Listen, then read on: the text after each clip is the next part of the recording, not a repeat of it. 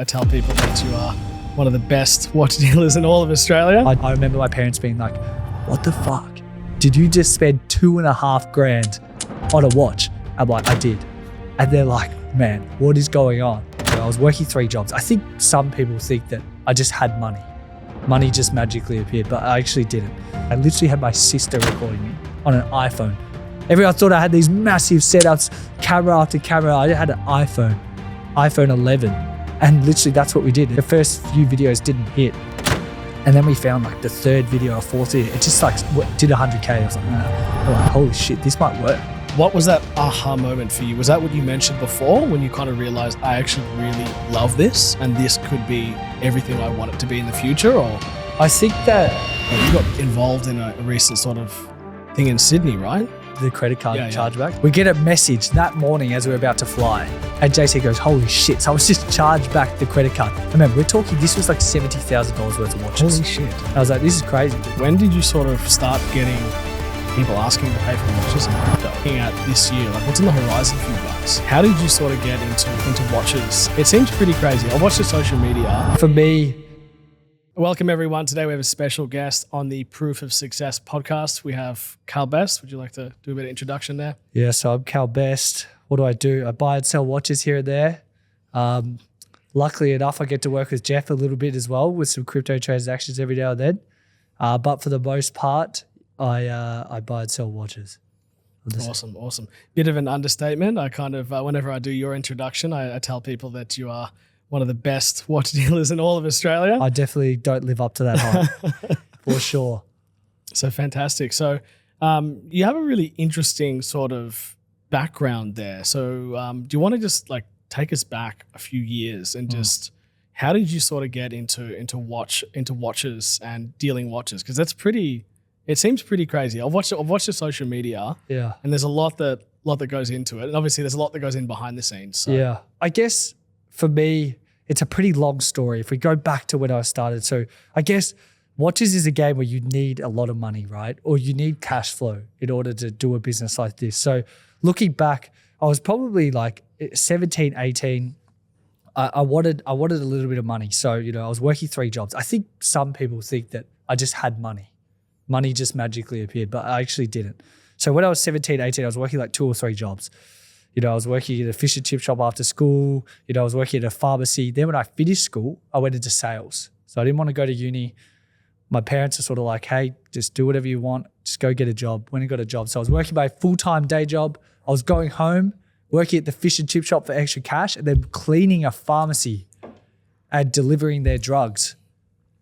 The pharmaceuticals, yes. Gee, so working 3 jobs, I've worked a couple of jobs in my time, and honestly, it takes up most of your day and your evening. Were you studying then as well? Or? No, study definitely wasn't for me. I definitely was not studying, I'll be honest. I didn't go to uni. I went straight to work in sales. Then I was, working at the fish and chip shop, and I was doing and I was working at the pharmacy as well, just to generate some money. Because I didn't know what I wanted to do with my money. I just knew I wanted to work hard. I had that sort of work ethic in me. And I guess that's how it started. I had a few watches already, like G-Shocks. I was collecting G-Shocks in high school because that's all you could really afford then, right? And then I thought to myself, hey, this is pretty cool. And I sort of upgraded it to a Tissot, a Seiko, and I was like, man, this is fun. And I liked spending my money on something that I wanted, something that I knew I was working towards. So I guess working towards those things, you sort of start to look at brands and you go, wow, what would be a step above what I'm currently doing? Tissot and Seiko. I sort of looked at Tag Heuer, right? And I was like, this is when I was getting into my 19, 20. I just started my electrical apprenticeship. So I was doing my electrical apprenticeship. You know what first year wages are like. Both of us being Sparky, but it is a battle. It is a battle. Like I was living at home to be fair, but man, first year Sparky rates are fucking shit. Yeah. They suck. And I had a shit boss as well, I'll be honest. So, I was copping it at work, going home, fish and chip shop still, and the pharmacy still. So I was generating as much money as I could. I was just trying to drive up this money.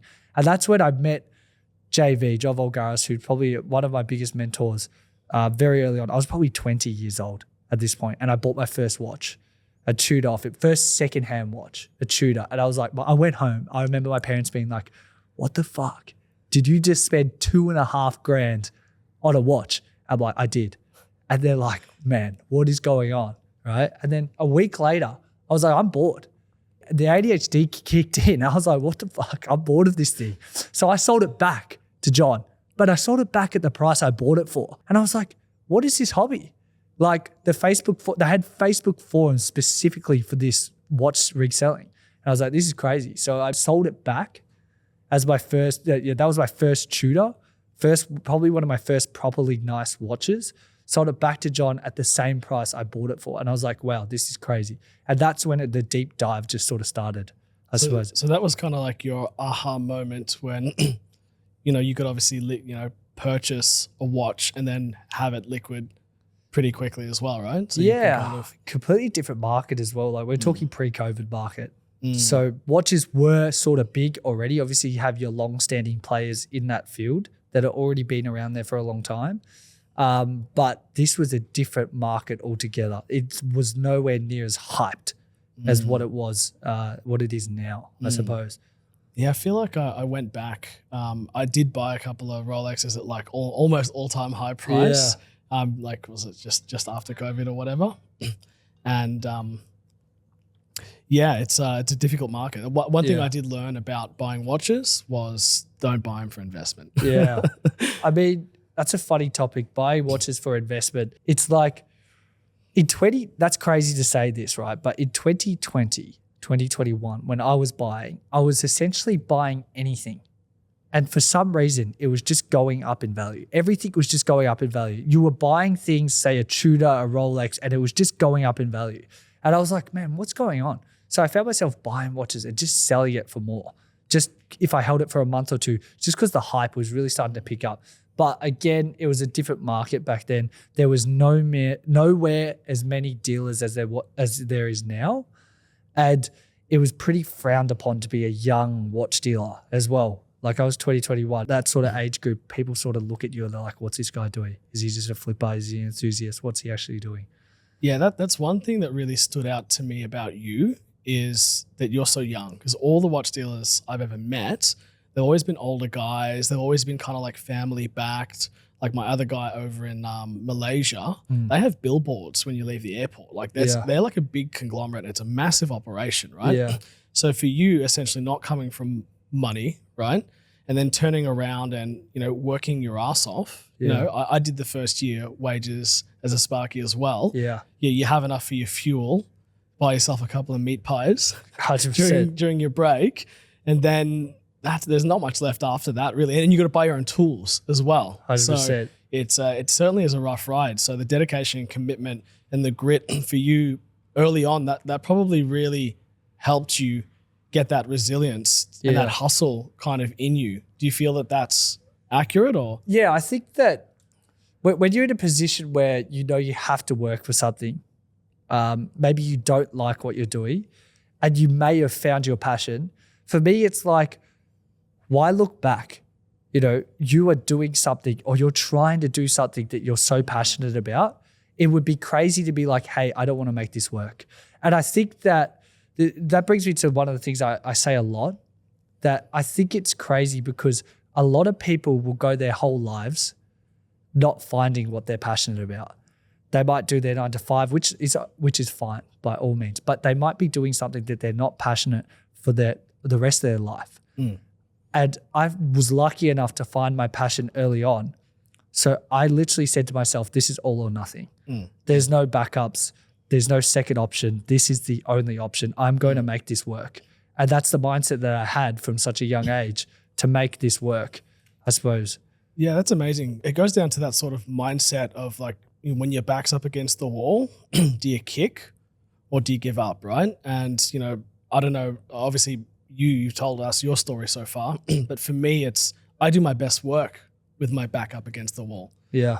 So I feel that it's definitely a mindset thing because like you mentioned, a lot of people, that's not their reality. Yeah. For some people, it's like, like safety, it's security, it's, 9 to 5. They dream of getting out, but the dream that turns into action comes with a lot of risk for a lot of people. And a lot of it is, I believe, what if it goes wrong? What if, I can't pay my bills or whatever it is? Thankfully, when you've been through that enough, to realize that most of it is failure, Yeah. you know, and then you figure it out anyway. You can kind of build that sort of resilience. Yeah. But without taking action, it doesn't work, right? I think I was lucky enough to get in early as well. Like, was I risking my savings up until that point? 100% I was. But did I have a roof over my head? Yeah. I had a roof over my head. I was young. I could, if I lost the money that I started with, then I knew that I had the mindset to make it back. I think that if you have that mindset, it doesn't really matter, right? Whether you get knocked back a few times, because you're going to keep pushing to getting to where you want to be anyway, especially if you're doing something that you're passionate about. If you do find that passion, it's hard to give it up. It's like, how do I make this work? And if you don't have that mindset, it's like you're going to have to go back to doing what you're doing. And that might be something that you sort of like. It might be something you just hate. And I could never see myself just falling or going back to my second option. So what was that aha moment for you? Was that what you mentioned before when you kind of realized, I actually really love this and this could be like everything I want it to be in the future? Or I think that I just knew I didn't want to. I think I didn't want to be on the tools. I wasn't enjoying being on the tools that much. I was very lucky to move to a company that in my third and fourth year, they looked after me really well. I started quoting, doing all this thing. I found that I was just like, hey, I like sales. I like meeting people. I like to be around people. And I was like, I want to be like, how do I progress myself to another level, not just in business, but just also in my personal life, all these sort of things. It's me being around more people, I guess, having a strong network. And I feel like watches just brought me to new people, whether I liked them or not, but also just gave me a different view and perspective on the world itself, you know, because you're meeting so many different people, high net worth, whatever, low net worth, people that have worked their ass off to get to where they be. So I was just like, I want to be around these sort of people and I enjoy what I'm doing. I enjoy the hustle, the negotiation, the buying and selling. So I think when I got a little bit of knack for that, started rolling over some money, I sort of got addicted to the thrill of just buying and selling and just being a part of that sort of process. And obviously it comes with the fact that you get to run your own ship as well. You get to choose what you get to stock. You know, obviously you got onto making content as well, right? So like how did that even become a thing? Man, content was such a funny thing. Actually, Calum, one of my business partners actually who does my marketing, I did a deal with him one day and we coin flipped in the office. And he goes, that was really funny. Cal, we should record your deals. And I'd already heard of guys like VUCA, Moses, this sort of thing. I watched their content a little bit, but I was like, that's a bit like, I don't know if we could do that here in Australia. Like, I just don't know how to work because it's just not the volume. There's not as many watches. The dealers are so spread out. I was very, very glass half empty on the view of marketing and content. But they kept pushing me, all of them. They're like, Cal, come on, man. You're selling high-end watches. You're doing it a little bit different. You're adding a little bit of fun to it. You know, you're not making it too serious. I think people would like to see it. And I was so worried because we had some really retail clients. I guess a lot like you, right? Where you've got some of your top end clients, they're very suit and tie. You don't know how they'd react to some of this controversial content. But I sort of got to a point where it was like JC was on board, my business partner. And he sort of said, hey, I think let's give it a crack. Like, what's the worst that could happen?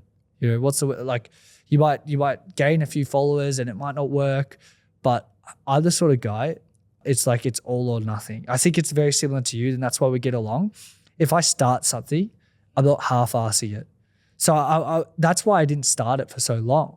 I'm like, until I have the time or until I make the time, I'm not going to do this. So when I finally made the time, I was literally like, let's go hard. So I literally started messaging my clients, hey, will you be on camera for a negotiation? Like, can I sell you a watch? And then we be on camera. Can I buy the watch? Are you okay to be on camera? And I literally had my sister recording me on an iPhone. Everyone thought I had these massive setups, camera after camera. I had an iPhone 11. And literally that's what we did. It was just back and forth negotiation. The first few videos didn't hit. And then we found like the third video or fourth video, it just like did 100K or something like that. And we're like, holy shit, this might work. And that's where I just like, and as soon as you get a little bit of glimpse of hope, you just start going so hard on it. And we started pushing and then we just launched. We just absolutely launched them there. And, kudos to the team though, that I've got a really strong team in marketing. They did push me to that point. And I think having the right team is definitely really important, especially in marketing. Yeah. Well, it's interesting you mention that because, a lot of people, they see the front man, you know what I mean? And like, it's the same for me. Like I'm the face of my business, you're the face of yours. And it's a situation where, without the people backing you, you can't do it, right? It's just not really possible. Yeah. So it's amazing that everyone gets to go on this great journey with you, essentially, and that there was positivity from the start. So, having the right people around because, I'm sure you've met your fair share of negative people who will, you come with an idea and while they may mean best, they're limited by their own beliefs and their own experiences because they haven't experienced someone doing that and pulling it off before.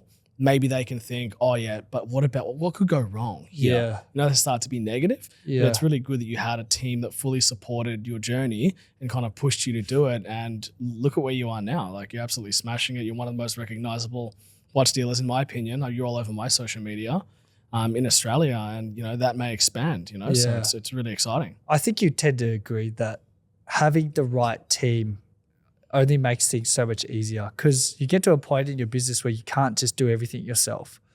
And then it's about finding, for me, it was about finding gaps, like where I knew my gaps were, my weaknesses. And it's just filling those gaps, right? Because then I could stick to just working on my strengths, being in front of the camera, buying, selling, and I don't have to worry about our books. I don't have to worry about my videography, my editing, my marketing. And I was like, how do I fill those gaps and bring these guys with me? Like make Athar the best videographer, make Hansi the best marketing manager, whatever. Make JC the best in the business on that side of things, sales and finances. And I was like, how do I build the strongest team possible and bring them with me on that and get us to that level in the best way possible, I suppose. Because I have a high expectation, as we all should have on each other. But they know I have a high expectation and, they expect a lot from me as well. And I expect them to be like, hey, Cal, if I'm not pulling my weight, I want them to tell me as well because I'd do the same for them. So I guess having the best team possible is obviously going to make you even better yourself. Yeah, it's really interesting you mentioned that because I feel we definitely share that ethos around, getting straight to the point, like no real fluff. Yeah. It's like we're here for a reason. It's all or nothing. Yeah. And everyone expects, because everyone's leaning on everyone and everyone's giving 100%. Yeah. And it's really obvious when someone isn't. Yeah. Right. So it's like, but you also, it's not like you have that feeling like you don't want to do it. It's like, no, everyone else is giving 110. I need to give 110 or this doesn't work. Yeah. Right? I mean, opportunities like this don't come up often, right? Like sometimes it's a once in a lifetime opportunity. So if we're building a team to do something so big, something that might be bigger than us, that's an opportunity that you just can't pass up. And I'm not going to take something like that lightly, especially what I'm building right now. This is just an opportunity that I'm not going to pass up. If it takes 6-7 days a week, whatever it is, and the team has to put in 6-7 days a week, then we will do it. And I know that with my whole heart, when I go back to my team, I know that they're doing it for themselves, but as much as it's for themselves, it's for me as well, and vice versa. And that's how you can't beat that team. That's an unstoppable team. It's like Jordan and the Bulls type shit. The dream team, right? 100%. 100%. Yeah, awesome. So, let's go over how we sort of know each other as well, because, obviously we have a bit of a relationship on the back end there. Yeah. We have a mutual connection, Chris. Yes. And he, made an introduction between us and, came around to your office and, had a look at a couple of watches and stuff. And we sort of have a bit of a business relationship on the side where we sort of help with processing crypto transactions. 100%. So for you, my question to you is, when did you sort of start getting people asking to pay for watches in crypto? Man, I'll be honest, when I started watch selling 2020, 2021, no one was paying crypto, man. Like crypto just transactions weren't a thing. Cash and card and, EFT, all that stuff, that was a massive thing.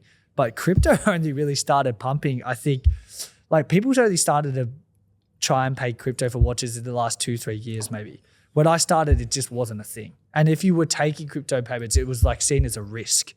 Like, oh my God, he takes crypto payments sort of thing. Now, you ask most guys across the board, they're going to take crypto payments.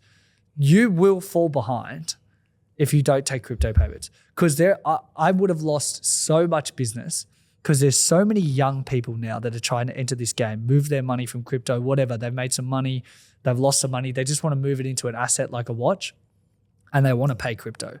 And I found I was taking so many crypto transactions, and I'm like, man, how do I actually make this easier? I don't want to have to take these transactions.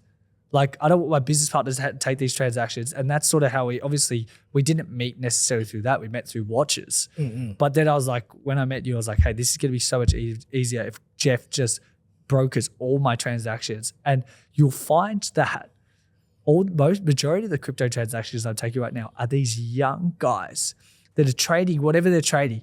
They got in early on Dogecoin, Trump coin, whatever. And we're all taking the piss. All these student guys are like, fuck, crypto meme coins, what a stupid hoax, this or this. Well, man, I'm not going to lie.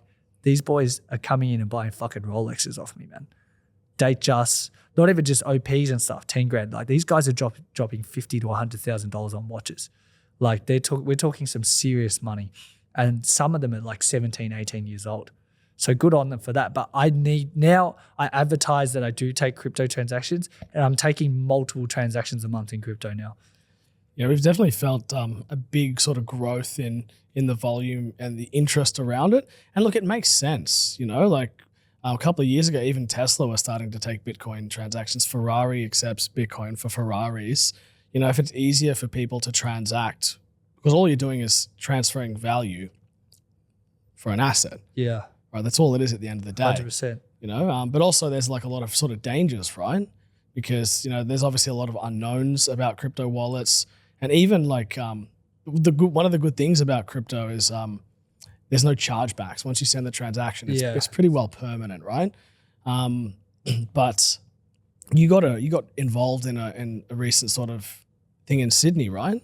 Where somebody tried to take some crypto chargeback, or no, I think like you want to go over? Is it okay if we talk about what happened to you in Sydney? Yeah. about the scam? Oh yeah, because my most recent potty I did was actually just on crypto scams and how to find them. Yeah. So it might be like a good little the credit card chargeback. Yeah, we can go through that. Yeah, cool. Go for it. Yeah. Fuck, where do I start? Man, we nearly got done. So I guess coming off what Jeff just said about crypto chargeback, you can't charge back. So that's a good thing. Obviously make sure you get your numbers right. Get the wallet ID right. So you don't want the money going to some random, you know, somewhere in the universe there. But yeah, the other week we had a guy come in. He put 2 watches at one time on his credit card. Was it his credit card? I'm not sure. We need to go through our stuff there. JC took the transaction. So fucking hell, JC, do your checks, man. JC took the 2 transactions. We sold the watch. We waited for the money to clear into our account. Handed over the watches. Then he came and did another 2. I'm in Sydney now with JC. We flew. We got shit to do. We get a message that morning as we're about to fly. And JC goes, holy shit. So I was just charged back the credit card. And man, we're talking, this was like $70,000 worth of watches. Holy shit. And I'm like, you're taking the piss, man. Like, I'm in Sydney. I'm trying to get shit done. I can't think about $70K worth of charge. I'm like, we're flying you back, JC. I literally got on my phone, booked him a flight, flew him back. I said, go sort this shit out right now.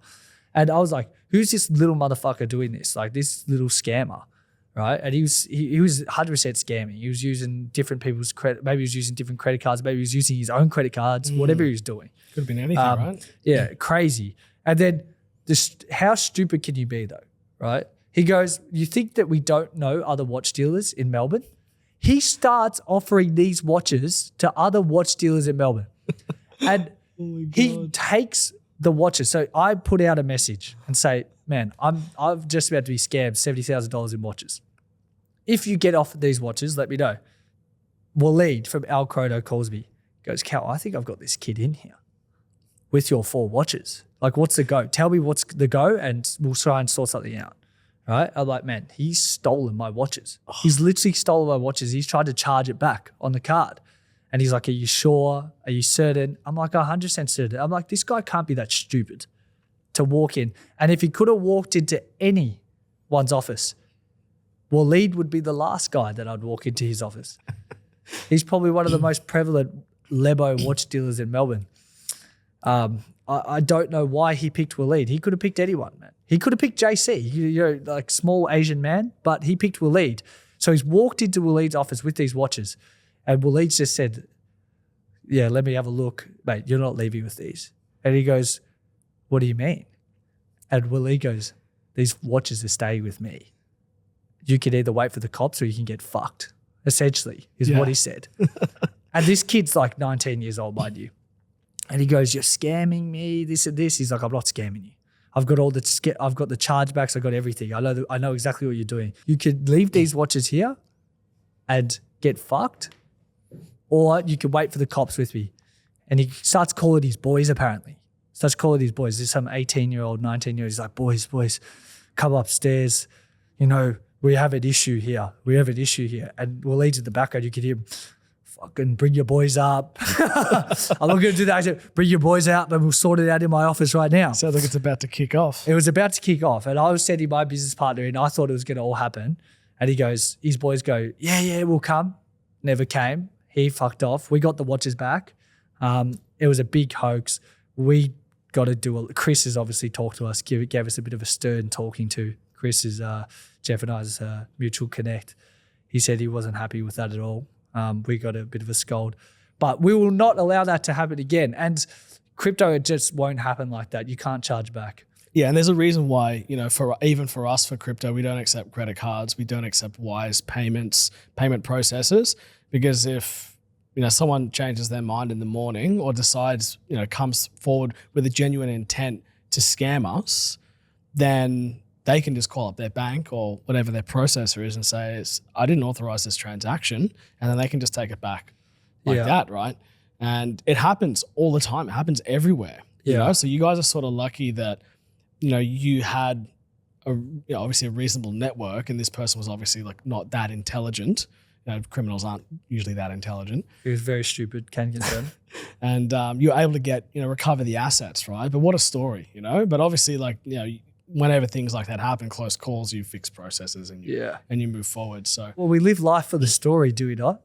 Well, that's it, man. And nothing's better than a great story. I would have liked it to be like 2 grads, not 70 grads, but it kept us on our toes. Yeah, no, that's really good, man. So for you and your sort of your business and your media, what are you sort of looking at this year? Like, what's on the horizon for you guys?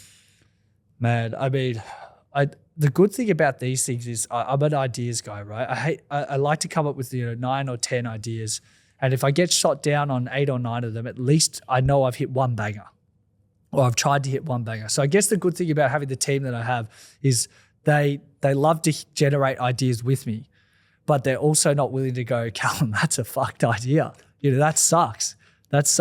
So I guess working with the team that I have, I think I'm excited because we're a pretty young team, and we want to do great things. We want to try something outside of, whether it be content-wise, whether it be merch-wise, coaching-wise. I think we'd like to, have a look at all those things.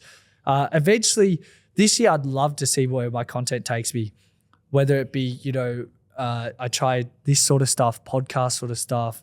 I try some coaching, motivation, some of my best. I go international. I go and do some watch dealing internationally. I'd love to see where the content takes me that way. Collaborate with as many other, influencers online and that sort of stuff as well. I'd love to drop some merch. We're working on some stuff at the moment in terms of merch drop. So I'd love to drop some merch. Obviously we say heavy a lot. I'd love to just see some heavy merch out there, man. It'd be crazy. I'll be excited for that. And then coaching, maybe I could offer, what I'm doing. Like my journey obviously isn't the run-of-the-mill journey for a watch dealer. Maybe I could offer some sort of course or something along the lines and help actually coach people, how to start up their business, whether it be watch dealing or whatever it might be. Just give some general advice, do this sort of stuff as well. Yeah, I think there's a lot of value in, sort of having to think about what you've sort of learnt so far, because a lot of it isn't translatable. A lot of it might be nuanced, or like you mentioned, it's like a timing thing. You got in at the perfect time. But we mentioned some things on mindset. That's really important. Having being able to have the ability to fail a lot or all the time. So there's definitely a lot sort of there that you could absolutely teach. And I think a lot of people would love to, like I even thought about, because I left the crypto industry in 2021 and I essentially was looking at what I was going to do next. I was never going to come back and start a brokerage. Yeah. Luckily I sort of had the right sort of mentors and people in place that sort of said, hey, look, like you're walking away from a massive opportunity here. This is what you've always done. So like, why try something else? Yeah. And I was actually thinking about getting into watch dealing, funnily enough. And when I started to get online, I was obviously immediately overwhelmed by the amount of opinions, the amount of information that's out there. And obviously, not having a huge passion for watches, after a bit of research, I sort of realized that, while I do love watches, maybe watch dealing wasn't for me. Yeah. Because, I feel like to be able to sift through all that nuanced information, you talk about different dates, different models, discontinued items, like slight differences in bezels or things like that. So it's like, for me, I was like, wow, that's a hell of a lot of information there. It's not just swapping shiny things, there's a huge difference based off, who the maker is, what year it is. There's just so much there. So I think a lot of people would be super interested in sort of at least getting a crash course in how would you even get started, right? Yeah. I think for you, and for me, hindsight's such a funny thing, right? You look back and you go, how did I make a mistake like that? Or how did I let myself do those things? But I feel like I've learned now that some of my biggest mistakes or some of the plays that I made earlier on have definitely made me the person I am now. And if I wouldn't have learned, it's okay to make a mistake. The issue a lot of people have is they'll sit with that mistake and they go, I fucked up. And they sit with it and they ride it and, and then it takes them down a pathway that they don't want to be on. And I think I just taken the mentality now that if I make a mistake, it's okay. You're going to make mistakes your whole life. It's just the scale of the mistake. How big of a mistake is it? And then it's like, can you learn from that mistake or not? So I think for me, the biggest things are like, if you have the work ethic already, you're going to make mistakes because you're pushing really hard. You're pushing your team really hard. You're pushing yourself really hard and mistakes are going to happen. But as long as you're working hard, you've surrounded yourself with that team, the right team, and you're learning from your mistakes. If you could do those three things really well, I feel like you're on track to do great things. Well, that's at least what I feed my team. Maybe I'm talking shit. I definitely resonate with what you just said. I feel that what came to my mind as you were saying that is being kind to yourself. It's okay to fail. You can get in your own head and you can call yourself, you're your worst critic at the end of the day. You can say you're the one that's going to say the most horrible things to himself in the mirror, right? And you can choose to believe that, or you can choose to say, no, that's not me. This is a chance for me to grow and get better. Sorry. Because, for me, I understand that life is going to teach me the same lessons until I learn that lesson. Yeah. And then that's when I can move to that next sort of stage, 100%. I guess your journey was crazy as well. I guess where we resonated, I'll go back to when Jeff and I met for the first time. It's so funny because even when Jeff calls Athar, my videographer now, Athar goes to me, Cal, man, it sounds like I'm just talking to a version of you. He's like, it's crazy because it's like you've got a ex-Sparky that's worked his ass off and then gone into crypto and then he's making it work. Obviously two completely different industries. But I guess your story is just so crazy in the sense that, you were in that industry for so long, you were killing it. You took that time off and then you were at a crossroads where it's like, hey, do I go back into this? Or do I go and do something completely different? And now you are where you are and it's pretty crazy. I guess obviously I'm here to ask, you're here to ask me questions, but I want to know what helped you get there? What was the mindset? Because obviously you don't just fall into something. Timing's everything. I do agree. But obviously there's a lot of other factors that sort of got you there as well. I feel I was a Sparky because my father was an electrician. My brother was an electrician. And I just didn't really know what I wanted to do. I was kind of essentially directionless. This was my early sort of 20s, right? And then I got into being an electrician. And look, for quite a few years, I really enjoyed it. I enjoyed taking on more responsibility than what somebody of my experience would have. I kind of just went there and just gave it my all every day. And then I started to do sort of contracting like before the end of my apprenticeship. And then I sort of realized that like, oh geez, this isn't really like, I don't really love this, I'm like getting in roofs. I'm like getting under houses. I don't know, man. I don't know many people that likes getting in a roof on a 40-degree day and be like, yeah, this is what I want to do, man. It doesn't really go hard, I'll be honest. Yeah. I sort of was, I guess, a bit disillusioned. And I was kind of lucky at the time. I had a good friend and he was a sales manager. And he said, Jeff, like, because me and him, we got along really well, but we also had a lot of common sort of personality, shared some personality traits. And one of them was that we could communicate really well. Yeah. Right. And he was just kind of pushing me to say, look, you need to get into a job where you're talking to people, where you're helping people. And he was working in sales. So he's like, you know what I'm going to do for you? I got a big call center. I'm going to make you the manager and I'm going to teach you everything you need to know. And I said, no. I said, no, if I'm going to do this, I need to know that I can do this properly. Right. So I started off, knocking on doors, and because there was like a lot of like solar panel rebates. There was a big push for clean energy quite a few years ago. I was like getting people solar panels on their roof, helping them save money on their electricity bills. That's crazy. Because everyone was crazy about clean energy, right? Yeah. And then I moved to I worked hard enough on like just commission only to get into like a call center. And then I'd like help people, like requote people on their electricity essentially, And then over time, I started to realize, well, where are the high performance people in this industry? And I sort of realized, okay, finance. That's where people are learning the most.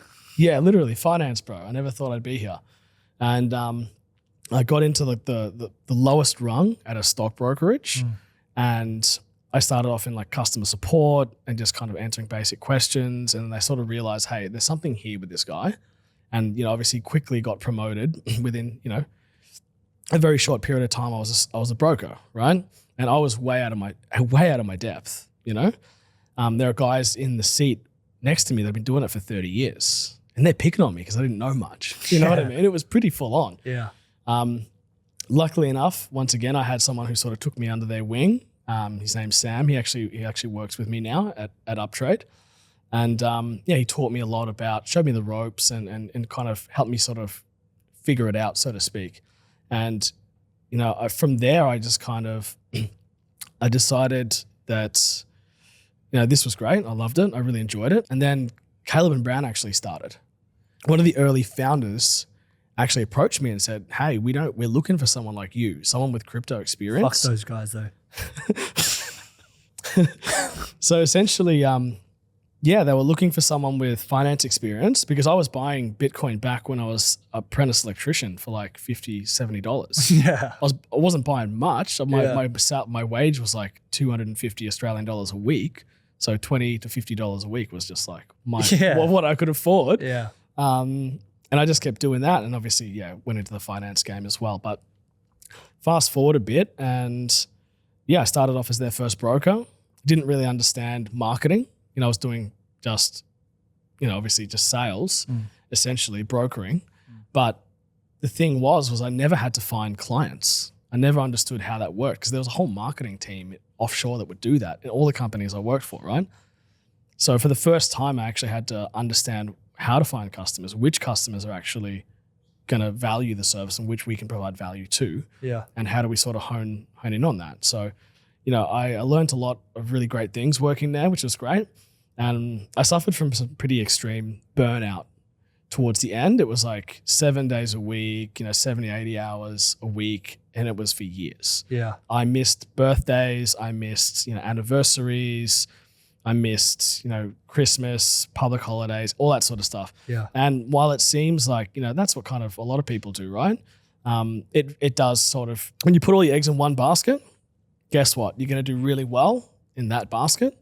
But everything else in my life really suffered as a byproduct of that. Yeah. So I had to walk away from, like 6 figures a month, just to be able to get myself back on track. I guess it's give and take, isn't it? In a way, I feel that really sort of taught me that, there are other things you need to focus on. You need to focus on your health. And it sounds so cliche, but you know, if you don't look after the things you have, guess what? Yeah. You know, you end up with a pretty bad result. So, yeah, I took some time off, and yeah, I managed to get around and started Uptrade now, and definitely on a healthier path, and preaching and teaching my guys and girls to not make the mistakes that I did. Healthy body, And healthy mind. Exactly. And you know, a lot of them have, you know, gym memberships. They go to the gym, they eat healthy. They're eating chicken rice every day, and you know, they're trying to get big like the founder. Like you, huh? Yeah. Yeah. So yeah, it certainly has been a journey, and there's a lot of learnings along the way. But yeah, it's definitely, it comes back to what we were saying. It's the team is everything. Like attracting the right talent, getting the right people through the door who have a shared vision, but they respect and they look to you to like create that vision so that they can walk the path with you. And the more proof, and you have a mountain of proof these days with what you've done, it just becomes like you said, people start to realize that they're backing someone who believes in themselves, believes in them, and you can become this absolutely unstoppable force. And I feel like that's what we have where we are. We're at 25 staff now in a year and a half, and I feel like, and like people are in before me, people are they're after me. I'm in like, you know, 6, 7 a.m. and I don't leave till 6, 7 p.m. Yeah. You know, and there are people still there. 100%. So it's definitely You attract the circle that you want at the end of the day. If you're leading by example, you're pushing the hardest. You're that guy that's there at 7, leaving at 7. You're pushing way harder than everyone. You're working hard. You're learning from your mistakes. You know, you're trying to build something great. People are going to want to work with you. And then your circle will eventually change. I've had to cut a lot of people off in my life. I feel like there's so many people I had to cut off in my life that brought such good things or good energy to my life. Maybe we get on the piss, whatever, all that sort of stuff. But then I found it's like, hey, the only time I'm ever seeing this person is if I'm on the piss or if I'm doing this. And I'm just trying for different things now. I'm going for bigger things. And sometimes those sort of circles can hold you back. Like, let's get on the piss Friday night, Saturday night. Like, you just get to a point where it's like, hey, this is just taking too much out of me, and it's not for a good cause. You know what I mean? You can still have a good time, all right? I'm not saying give up your whole social life, but it's just gets to a point where it's like you might have to cut people off, and you can tell a lot about a person by the circle that they roll with. You know, if I'm doing business or I'm looking to do business with someone and all their mates are unemployed, just fucking around, doing all this shit, smoking bongs, you know, you start to look at that person and go, hey, like, if you keep hanging around these people, are you that sort of person as well? Maybe they're not, but it just gives that stigma. So I feel like if you present yourself how you want to be seen, working hard, doing all these things, you're going to attract that sort of circle as well. And they're the people that are going to take you to the next level. Yeah, wow. Some really powerful stuff, you know? So like your vibe attracts your tribe, right? It's funny how parents always used to say to us, you know, you are who you hang around, right? And I never really understood that until, you know, needing to sort of move social circles and things like that, or, you know, because you do go through things as you grow up, and you go to bars and nightclubs and you do your phase, and some people stay there, and it's not that you don't love them. I'm sure they're great people and that they don't mean anything bad, but you know, it's something that you, like you said, you have to leave behind, you know. So it's just it's just part of life. Nights. I don't know about you, Matt, but you know, I've been written off multiple times before. I can tell you right now, and it just gets to a point where you write yourself so hard that you wake up on Sunday, it's like, fuck, I can't do anything today. And that makes me wonder, how does the Thar hang out with me as long as he's what he has? Choose your circle right. Yeah, the Thar's with me. What's going on there? No, but you have to give up. You have to give up some things. You have to give up some things. You don't have to give it up, all of it. Like, you still have a good time here and there, but you need to lock in. It gets to a point where it's like, the earlier you can lock in and get your shit done, the easier it's going to be as you go along. I think, at least. Yeah, I definitely feel that. And, you know, I spent a lot of my early 20s just being someone in the early 20s and going around partying and writing myself off and doing all the stuff that, you know, a lot of people tend to do. But yeah, there begs a sort of point, you know, like, what are you going to do next? Or like, when are you know? And I feel like a lot of people sort of feel that. A lot of people do feel that sort of regret, like, oh man, like, I feel bad. I shouldn't be doing this often, or I'm never going to drink again, or whatever it is. But it's the social circle that it sucks them back in, 100%, right? So it's 100%. but if you have a team of people who are health conscious, who actually want to get out there and win every day, but win they understand that it takes sacrifice. You can't just like go out and party every night and expect to be a high performing high flying business owner. Like some people are, but they're under some crazy stuff, right? 100%. So that's not sustainable. 100%. I just thought, sorry, I know we were talking about this before, but my boy Eric went on a date the other night and he had a couple red wines. And we got a bit of a pact going. We hold each other to this. If you drink, whether it's 1 drink, 2 drinks, so you have to veggie fast. So he had a couple drinks. I made him veggie fast. So he went and trained with you at the gym the next day after his date. And he had a couple of red wines. And I told him, man, you better veggie fast today. So he veggie fasted the whole day. And there's like no calories in veggies. So he was on like a 0-calorie day. And then he still went to the gym with you and he pumped it out according to you. You're saying he pumped honestly, it out. I was really impressed because, I don't take breaks. Yeah. Like my sets in between sets, it's 30 seconds. In between exercises, it's like less than a minute. Yeah. And a lot of it's supersetting. It's go, go, go, go, go. So him and I, like Eric and I were literally just pouring out with sweat 10 p.m. at night. Yeah. After like literally just meeting him for the first time earlier that day to do some content. Yeah. And yeah, honestly, I respect how much resilience he has. And that's obviously a testament to both of you and how you hold it together. But holding each other accountable and being able to discern between what's okay and what's not okay. Yeah. Because, there's a lot of friends out there that won't, on the personal level, they won't call you out. Yeah. Because it's like, oh, whatever. But anyone else maybe who isn't your friend, they probably would call you out, like a personal trainer or something. 100%. So it's like 100%. you got to value the people that can do that for you because they're the ones that actually genuinely care about you. Your close friends, you've got to know if you're close with someone that things when someone says something, whether it's constructive criticism or whatever it might be that they're saying, that it's coming from a good place, right? Like I tell all my friends that I'd rather just hear it.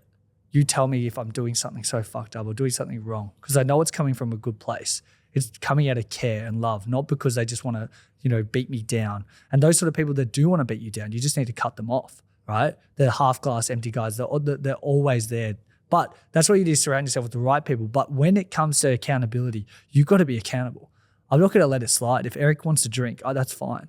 But you think he's going to come home the next day? We're going to sit there and talk about, let's have another couple of drinks. You could eat today. Fuck no, Eric. No, ordering McDonald's. You are fasting. You are fasting today. And that's it. You don't have a choice. But yes, I made him fast. Accountability is important. No joking around. I did make him fast. He has to do it. He'd do the same for me. And we can bitch and moan about it all the time. Like, why do we have to do this? Well, we made these decisions and we're trying to hold each other accountable. Like if I feel like Athar's not going to hold up his weight, I'm going to tell him. He's not going to take offense. He's like, okay, well, I've done something. And same goes as me, and I want to hear it so I can be better. Like that's just how it is. Yeah. No, it comes down to what you were saying before. It's like holding yourself to a high standard and keeping the people around you accountable. So yeah, obviously if anyone watching is interested in getting, some watches, Rolexes, APs, anything with crypto, you can get in touch with Cal. Where can they get in touch with you? Yeah, well, we got Instagram, website. I mean, just message you. I can't remember what my handle is. Something like Cal Best or something like that. Yeah, Cal Best. Send me a message. But yeah, crypto, all the crypto stuff, I've been putting through Jeff religiously. I think that another thing that I want to talk about is like I didn't even look at fees. I'll be honest. So Jeff told me fees, like whatever his fees were. And I think that the industry that we're in, watches, that we're talking about the values that we're playing with, it's all trust. It's all relationship. Like your fee could be higher than the next guy. I don't know. I didn't even look because it's a trust thing, right?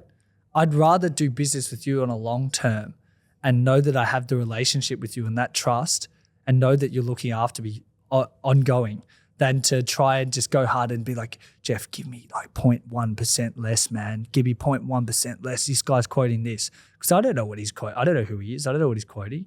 And I think that that's a really important thing in business. I know I break balls on camera. I know I do all this stuff and I try and negotiate. That's all great. That's all fun. But when it comes down to my serious business relationships and actual friendships, like this stuff is really important. Putting aside that extra $100, $200 there to make sure that you're getting the best service possible is really, really important, I think. And I think that a lot of people these days are so money driven or money hungry that they're just looking for the best deal out there. The service could be shit, everything could be shit, but they just want the best deal. And I feel like people are overlooking that relationship side of things. Like I know that when I need a transaction done, Uptrade's going to get it done on the spot. If they're going to give me that wallet address, the money's going to be transferred. Whatever that percentage is whatever that percentage is. I just know that shit's going to get done. And that's the main thing. And that's all I want to know. As a business owner, I just want to know that my shit's getting done on time. I don't need to worry about it and I can trust the person doing it. Yeah, thank you so much. And obviously, like you said, it all comes down to trust. Crypto is an invisible asset and things like that. And we really pride ourselves on making sure that, whenever a transaction does come through from Eminia, that it's on straight away. The transaction's processed, and then within the hour we have the funds in your bank account. That's what you expect, and that's what we love to deliver. And I'm glad that everything's going good. And yeah, I think at the end of this bull cycle, we'll have to get a few of my guys in there to come do some watch shopping with you. 100%, 100%. Yeah, thanks for tuning in, everyone. I'm going to put Cal's details in the show notes there so you can get in touch with him on socials and his website as well for his watches. And yeah, thank you very much.